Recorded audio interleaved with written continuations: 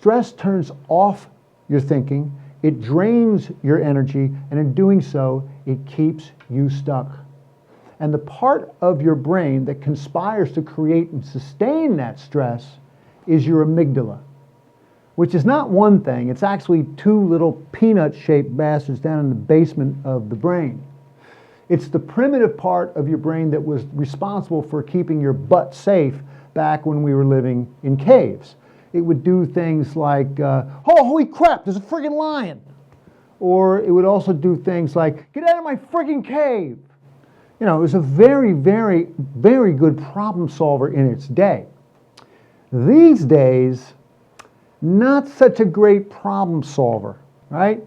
Especially when it comes to getting tricky stuff done.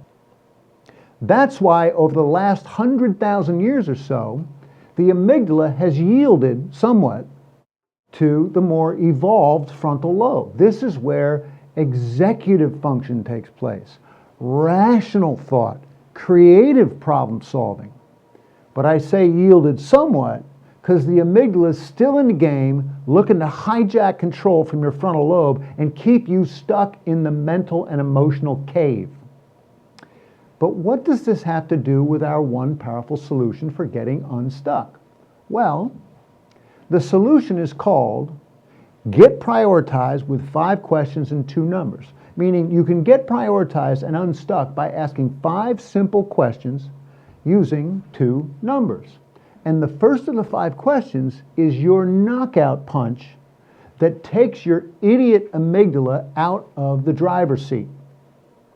Now, let's set up our stuckness situation again. You've got a gazillion to-dos, and they all seem like they are top priorities. Just looking at your to-do list causes stress. You're like on top of your already, being fatigued or hungry, and you've got a million other things going on. You look at all these things and, oh, I guess I need to work. Oh, that's right. There's all these things. And oh, that's that thing over there that I was supposed to do for my daughter yesterday. So we asked the question number 1, is there a problem here in the now? This is the question before embarking on any problem solving.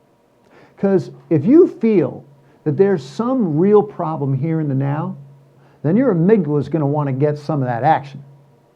When you feel overwhelmed, threatened, overburdened, treated unfairly, those are all wake-up calls for your amygdala. But when you begin by asking yourself, is there actually a problem here in the now? It forces you to confess that there is not. Because if there were, you'd already be attending to it. Even that thing you just remembered you promised to do for your daughter yesterday is not a problem. If it is, fix it now. If you're not busy fixing it now, then it ain't a problem.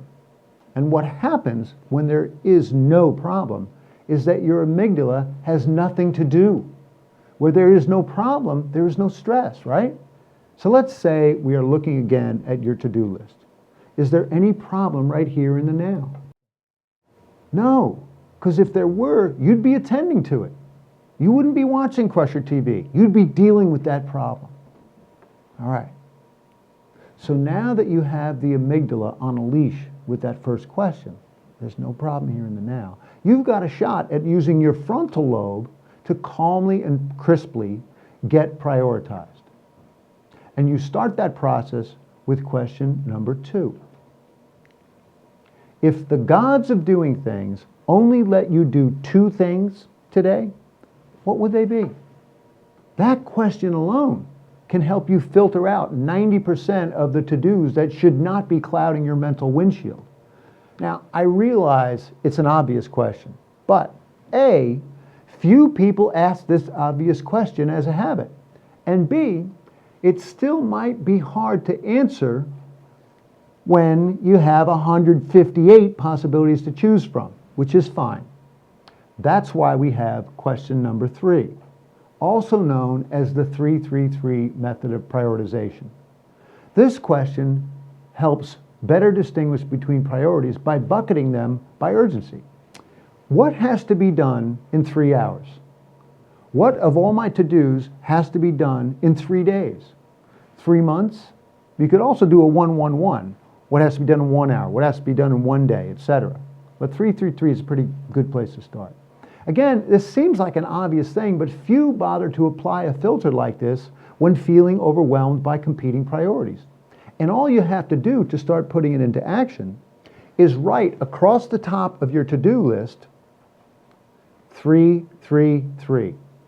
Yet, even this 3-3-3 question may not be clarifying enough, which leads us to question 4. If after questions 2 and 3, I still can't make priority distinctions between my many to-dos, can I admit that they are all, therefore, for practical purposes, equal? This is a very freeing question, because if you have the courage and the common sense to answer yes, then you're ready for question 5. If I can't make priority distinctions between a set of to-dos, and it's okay if I can't, can I give myself permission to pick one at random and just pull the friggin' trigger and attack it? Answering yes to question 5 and pulling that trigger is a huge productivity hack. It frees you to get moving again, to get unstuck from the predicament of a plurality of priorities. To review very briefly, 1, is there a problem here among my many to-dos? If there's a problem, you'll know what to do. But 99.99 times out of 100, there's no problem. So you shut off your amygdala, and you can now sit back and ask yourself, all right, I got a lot of different to-dos, a lot of different priorities, but if I could only do 2 things today, what would they be? You know what? I still can't decide because there are so many things competing. That's cool. Let's try 3-3-3.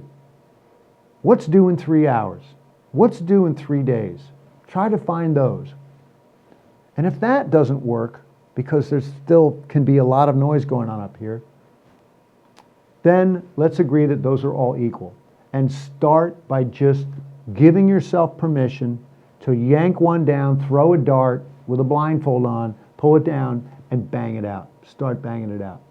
For the action step here, we will find inspiration in a quote you can actually do something with.